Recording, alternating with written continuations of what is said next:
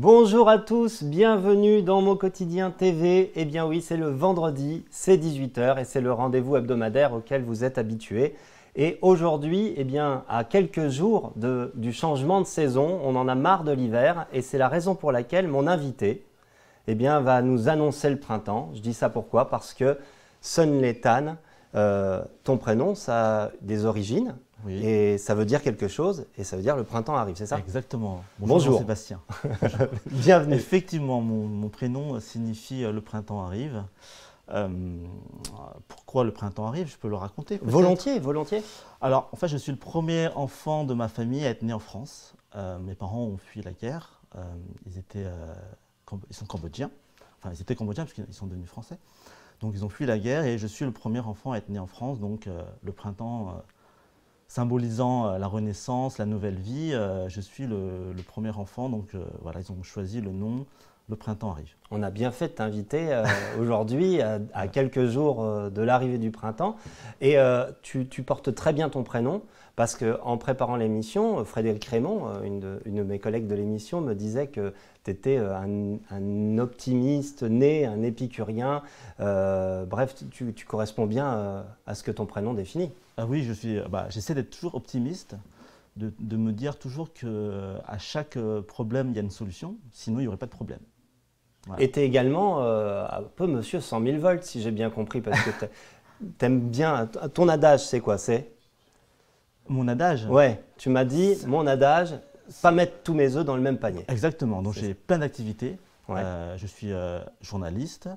J'ai été guide touristique, j'étais professeur à domicile, je suis agent d'artiste. Voilà, voilà. Et c'est la raison pour laquelle on a souhaité t'avoir dans Mon Quotidien, parce qu'on va découvrir un petit peu toutes les facettes de ton parcours, de ce que tu aimes faire et de comment tu le fais.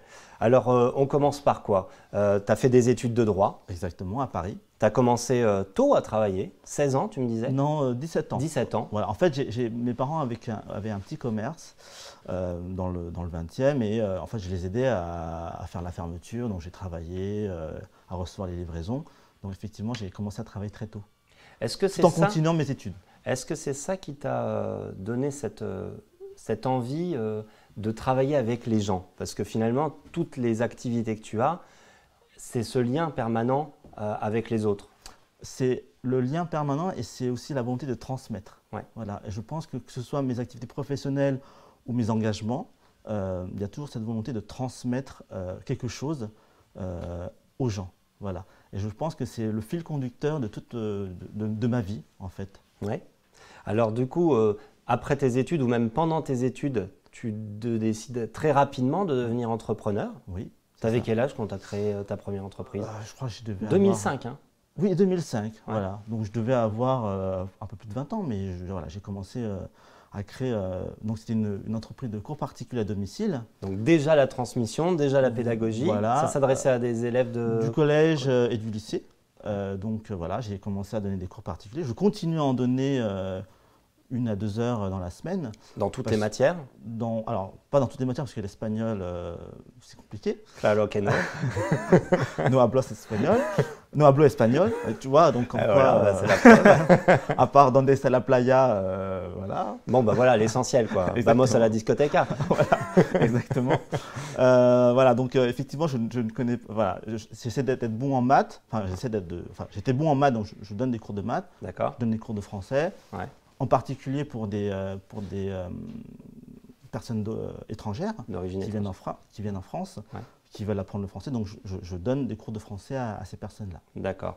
Tu leur apprends le mandarin, notamment? Non, je parle le mandarin. Tu me parles le mandarin, voilà. Mais alors tu leur apprends le français, mais ils peuvent venir de n'importe quel Exactement. endroit et tu arrives à… Même si tu ne connais pas la langue? Oui, ben, je pense que c'est important de ne pas connaître la langue pour pouvoir… Ah oui. Ah oui, parce que sinon, on a le réflexe de leur parler dans leur langue maternelle et du coup, ils n'apprennent plus rien. D'accord. Voilà, donc c'est bien qu'ils fassent l'effort de comprendre. Alors, et moi, ça me fait aussi un effort de me faire comprendre. C'est ça qui est important. Et c'est ça qui est fait c'est ce qui fait un bon pédagogue, c'est de faire avec de se faire comprendre. De se faire comprendre. Ouais. Voilà. Si on ne se fait pas comprendre, on ne peut pas être un bon pédagogue. D'accord, donc ça c'est quelque chose que tu fais finalement depuis pratiquement le début de ta carrière, voilà. de ta vie professionnelle, Exactement. que tu continues de faire. Exactement. Ça représente quoi en termes d'investissement temps dans ta semaine, ça? 2-3 heures. 2-3 heures par Voilà, semaine? 2-3 heures par semaine, c'est pas énorme pour une D'accord. semaine aussi chargée que la mienne. D'accord. Alors, tu nous as dit également que tu étais agent d'artiste. Exactement. D'ailleurs, alors on ne le verra pas, mais il est venu avec nous, ton artiste, Ouais. parce que tu es agent d'artiste au singulier. Oui, là, c'est un artiste que j'ai connu, que j'ai connu au Vietnam, qui m'a donné la passion, sa passion. Donc, c'est un artiste peintre. C'est l'un des rares aquarellistes sur soie en France. Je pense même que c'est le rare. Le seul peut-être? C'est le seul exactement. Donc, il fait des choses très, très jolies. Vous pourrez voir sur son site, il s'appelle Thai, donc Nguyen Thai. Alors, on tape sur Internet, sur Facebook, sur Instagram. Et donc, dis l'orthographe pour que tout le monde... Nguyen, donc N-G-U-Y-E-N, plus loin Thai, T-A-Y. D'accord. Il a notamment collaboré avec Heineken. En 2018? En 2018. Pour la Coupe du Monde, c'est ça? Pour la Coupe du Monde. Alors, c'est pas vraiment pour la Coupe du Monde, mais c'est à l'occasion de... À l'occasion de la Coupe du Monde. Où en fait, il a customisé en fait une des bouteilles d'Heineken, qui a été vendue au grand public. Partout dans le monde? En France. En France. Donc, il y avait 20 artistes représentés et lui a confectionné la bouteille Vietnam. Voilà. Donc, si on tape Vietnam, Coupe du Monde Heineken, 2018 à Heineken, on doit trouver facilement sur Internet. Voilà, c'est le même fond d'ailleurs. D'accord. Voilà. Alors, en quoi consiste le travail d'un agent d'artiste? Parce que du coup, j'imagine que tu l'as fait de façon autodidacte. Exactement. Par passion pour cet artiste, voilà, c'est ça? Mais alors, du coup, de quoi tu t'occupes? Je m'occupe à lui trouver des lieux d'exposition, à m'occuper de la communication et puis à négocier pour les ventes. Voilà. En fait, je suis un touche-à-tout. D'accord. Voilà. Lui, il peint et moi, je fais le reste. c'est pas mal. C'est sympa pour les artistes d'avoir ce genre de personnes. Oui, voilà, c'est ça. Voilà. Ok. Donc, en ce moment, depuis un certain temps déjà, sur Paris, on peut voir ces expositions. Alors, il a un atelier qui vient de s'ouvrir rue de Sèvres à Paris. Ouais. Et puis là, au mois de mai, à Chanteloup-en-Brie, donc en Seine-et-Marne, il y aura une de ces expositions qui va être organisée. Tu parlais du salon Hoche également? Alors, il y a eu l'année dernière une exposition au salon Hoche. Ouais. Exactement. Voilà. Ok. Donc, son actualité, c'est de continuer de créer. Exactement. Et moi, de continuer à être l'homme de l'ombre qui pousse l'artiste vers la lumière. D'accord. Voilà. Et du coup, c'est une activité qui marche. Il n'a pas été trop impacté par toute la pandémie. J'imagine que c'est pas ça. Alors, le confinement lui a permis de créer. Ouais. Parce que c'est un artiste qui est très doué quand il est triste, en fait. Donc, en fait, on voit des couleurs quand il est triste. C'est un artiste très yin-yang, en fait. Quand il est triste, il fait des œuvres très colorées. Et quand il est content, il fait des œuvres un peu plus vers le gris, vers le foncé. Ok. Alors, l'autre activité qui t'occupe, alors peut-être d'abord celle qui t'occupait, parce que tu ne le fais plus. Ouais. Tu étais guide touristique. Voilà, j'étais guide touristique. Où ça? À Paris, pour les touristes chinois. D'accord. En fait, je faisais des visites à la carte. En fait, je leur posais des questions. Je faisais le travail de journaliste. En fait, je leur posais des questions. Ils me donnaient ce qu'ils veulent faire, leur goût, et puis je leur confectionnais en fait un programme de visite en fonction de la durée, du nombre de personnes. Et je leur confectionnais en fait une visite sur mesure de Paris. Voilà. Très bien. J'ai fait ça pendant 3 ans. Et ça, tu faisais ça également à ton compte ou tu faisais ça pour... Je faisais à mon compte. D'accord. Voilà. Mais j'ai arrêté parce que c'est beaucoup de... C'est chronophage. C'est très chronophage parce que je me levais, je commençais à travailler à 7 h du matin et il pouvait m'arriver de finir à 1 h du matin parce que souvent, ça se finissait toujours par un restaurant. Ouais. Et, eux, ils sont là pour 3 jours, les 3 jours doivent être bien remplis. Voilà, et puis moi, je suis obligé de les suivre. Voilà. Et toi, les 3 jours suivants, tu as un autre business. Exactement. Donc, c'était quand même très, très pesant. En termes de, mais très passionnant. D'accord. Voilà. Ok. Et alors du coup, aujourd'hui, tu as une autre actualité, enfin une autre activité qui est peut-être ta première activité actuellement. Oui. Tu es rédacteur en chef adjoint d'un journal. Oui. Alors c'est quoi ce journal? Alors ça s'appelle Mac Journal 77. C'est un journal qui couvre toute l'actualité du Nord Seine-et-Marne. Nord Seine-et-Marne, pour ceux qui ne sont pas des spécialistes, c'est quoi? Marne-la-Vallée, Dammartin-Gouel, voilà, donc c'est cette zone-là. Ouais. Donc c'est une entreprise qui a été créée en 2015. Je suis l'un des tout premiers, enfin, on peut dire l'un des fondateurs. L'un des fondateurs, ouais. Et donc voilà, c'est un journal qui paraît, enfin donc, il y a une édition deux fois par semaine. D'accord. Voilà, donc on parle de toute l'actualité du Nord Seine-et-Marne. D'accord. Il y a combien d'articles qui sont par édition? Par édition, on peut en compter une dizaine par édition. D'accord. Voilà. Ok. Et donc ça, c'est un journal qui est à la fois en version imprimée Numérique. Et numérique. Et imprimé une fois par mois. Une fois par mois, Voilà. d'accord. Ok. Là, par exemple, les derniers mois, là, vous avez eu quoi comme sujet un peu brûlant qui ont animé la vie seine-et-marnaise? Alors, il y a beaucoup de faits divers. Hein. Les faits divers sont des sujets enfin, c'est très lus. Ouais. Et puis, bon, c'est le Covid, hein, la vaccination, les élections également, législatives, présidentielles, où en fait on voit voilà, les gens qui commencent à se réveiller. Et, voilà. Donc, ce sont principalement les sujets dont on traite actuellement. D'accord. Alors, je voudrais aussi qu'on revienne un petit peu, non pas sur tes origines, parce que tu m'as dit que tu n'aimais pas trop ce mot, Oui. et d'ailleurs, tu m'as bien expliqué, et d'ailleurs, tu vas nous expliquer, tu parles plutôt d'héritage. Oui. Pourquoi déjà tu fais la distinction entre… Parce qu'en fait, je suis né en France, Ouais. donc je ne suis pas d'origine sino-cambodgienne, j'ai un héritage sino-cambodgien, c'est-à-dire que mes parents m'ont transmis une culture, un patrimoine, que j'essaye de nourrir et que je vais transmettre à mes enfants. Ouais. Mais je ne suis pas d'origine sino-cambodgienne, parce que je me sens pleinement français. Alors cet héritage, tu as voulu le nourrir par un voyage, on peut le qualifier d'initiatique peut-être? Alors c'est le voyage déclic, parce que pendant toute ma jeunesse, j'ai eu un rejet en fait de ma culture. Et c'est vrai que ce voyage a été un voyage initiatique. Alors c'est censé être des vacances. Des vacances, ouais. Mais mon père, bon, j'ai deux oncles qui sont morts dans les camps Khmer Rouge. Enfin, un qui est mort officiellement, un qui a disparu. Bon, on peut considérer qu'il est mort. Et mon père, avant de partir, m'a demandé de partir un petit peu, tout en profitant des vacances, bien entendu, mais au moins de chercher un peu comment ils sont morts, dans quelles circonstances. Tu t'es servi de tes compétences de journaliste pour mener l'enquête un peu? Ou tu l'as fait spontanément, naturellement? Je l'ai fait spontanément. Ouais. En fait, je suis allé au camp S21, donc c'est un ancien lycée transformé en camp au cœur de Phnom Penh. La capitale du Cambodge. La capitale du Cambodge, exactement. Et en fait, je pense que le mot chair de poule, je l'ai vraiment vécu. C'est-à-dire que voilà, on avait vraiment les poils qui hérissaient, avec une ambiance très pesante, où en fait on sent la mort en fait. On sent la mort. Je pense que ça peut être le même ressentiment qu'on peut avoir quand on va visiter Auschwitz. Et en fait on arrive, on a des salles de classe, parce que c'était un ancien lycée, on voit des tableaux avec des photos en noir et blanc, des victimes qu'on photographiait avant de les tuer en fait. Puis on parle d'un événement qui avait lieu au début des années 70, c'est ça? Ouais, dans les années 1974. 74 jusqu'à 76, 77, 78. En fait, c'est quand? Est-ce que tu peux nous recontextualiser un petit peu ce qui se passait au Cambodge à l'époque? Alors, c'était en pleine guerre du Vietnam. Donc, il y a eu un coup d'État qui a renversé donc, le roi du Cambodge, parce que le roi du Cambodge voulait rester neutre. Donc, il y a eu un coup d'État fomenté par la CIA. Donc le général a fait un coup d'État au Cambodge, et ensuite le roi est allé dans le maquis, pour rejoindre les Khmer Rouges.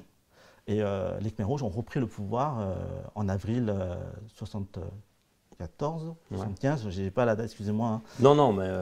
et en fait là, la capitale a été vidée en 2 jours. Voilà, toute la capitale, donc l'équivalent de Paris, vidée.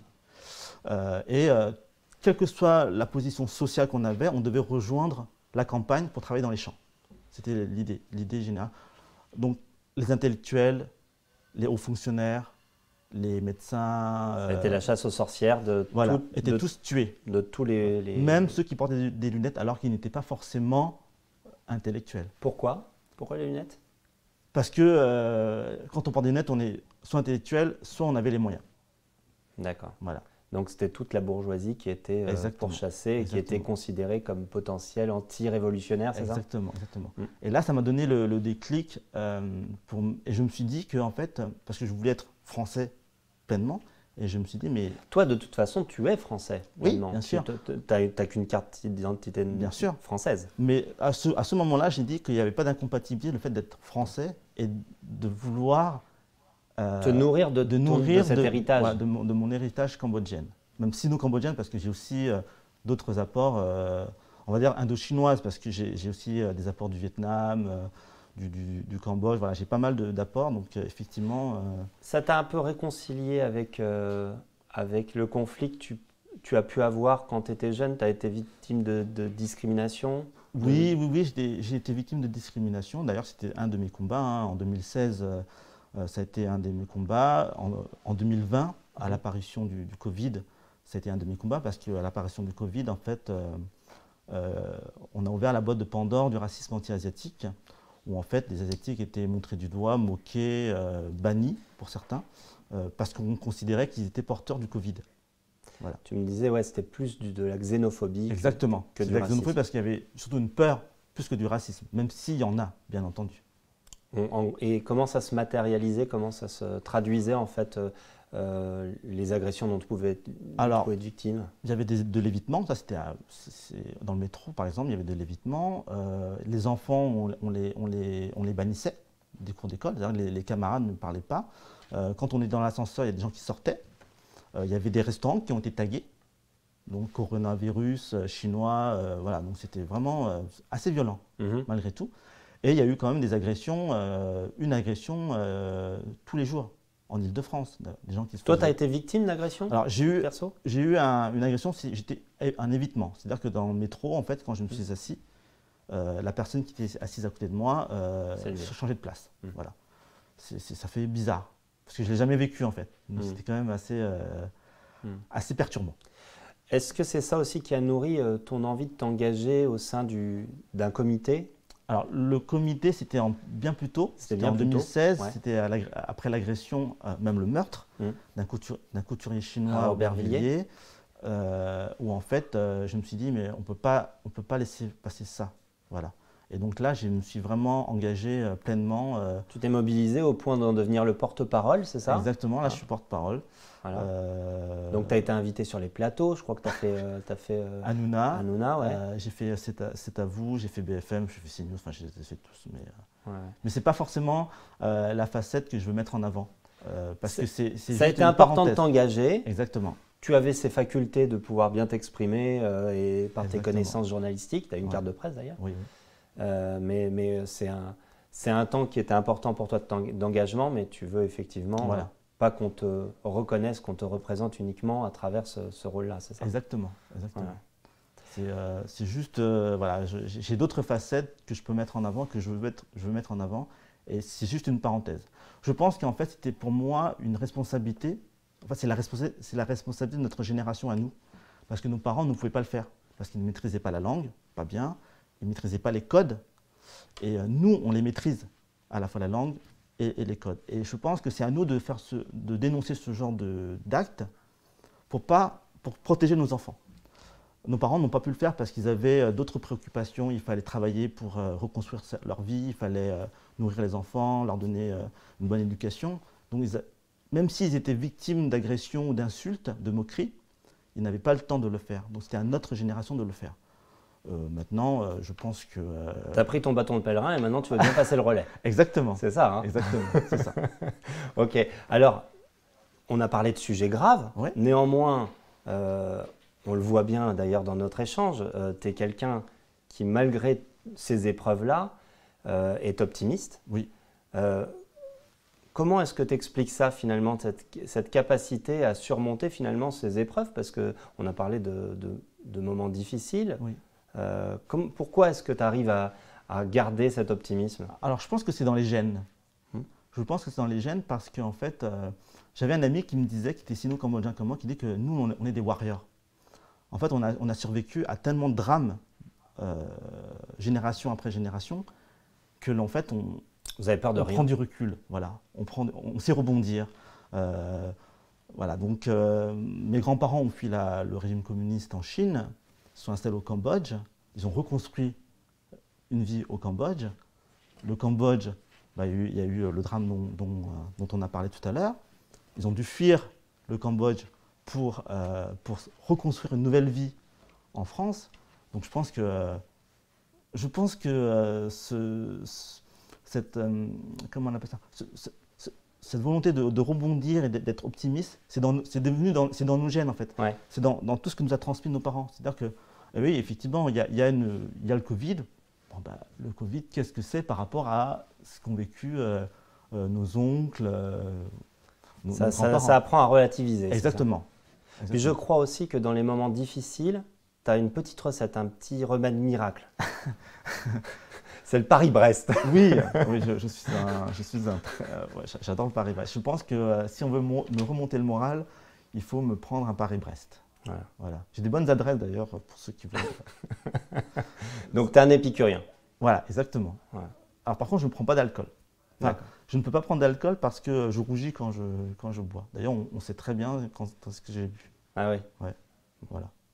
Donc, mais par contre, effectivement, là en fait, le fait de parler de Paris-Brest, je me rends compte que je suis pleinement français parce qu'en fait, j'adore la gastronomie française. D'ailleurs, une anecdote peut-être, quand je voyage en Asie pendant 2 semaines, la première chose que je fais quand j'atterris à Roissy, je vais acheter une baguette et du camembert et je mange. Et tu te fais ton casse-croûte. Exactement, et je mange que ça. Écoute, on a bien fait de parler de nourriture, l'émission touche à sa fin. C'est le moment peut-être de passer à table, ou dans pas très longtemps, peut-être au moins un apéro. Donc écoute, je te propose qu'on en reste là. Je te remercie d'avoir participé à l'émission. Merci. Et puis, vous, chers amis qui regardez Mon Quotidien TV, je vous propose qu'on se retrouve la semaine prochaine. Alors, ce ne sera peut-être pas moi. Surprise, lundi matin, vous aurez votre bande-annonce qui vous dira un peu plus sur ce qu'on va faire la semaine prochaine. D'ici là, je vous souhaite un excellent week-end et je vous dis à très bientôt. Ciao!